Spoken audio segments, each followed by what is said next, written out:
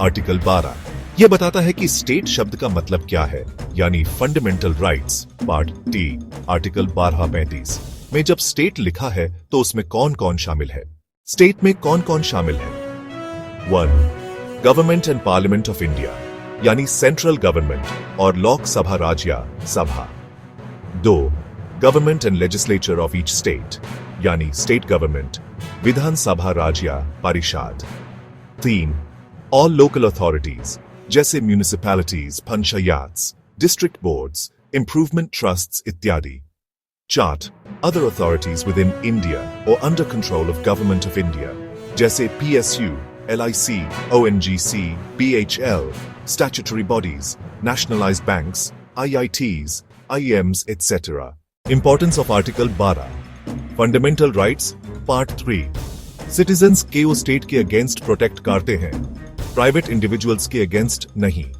इसका मतलब अगर कोई सरकारी संस्था अथॉरिटी आपके फंडामेंटल राइट्स तोड़ती है तो आप सीधे कोर्ट जा सकते हो। Article 23 supreme court, article 34 high court. Example 1.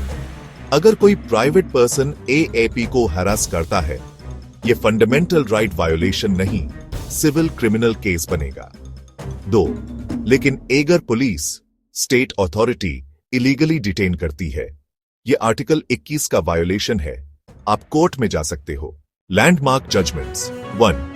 RD Shetty versus international airport authority 1998। Other authorities में वो बॉडीज भी आती हैं जो गवर्नमेंट कंट्रोल में है।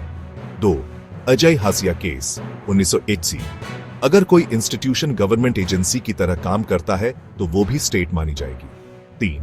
जी टेलीफिल्म्स केस 2005। BCCI को स्टेट नहीं माना गया क्योंकि वो सीधे गवर्नमेंट कंट्रोल में नहीं है।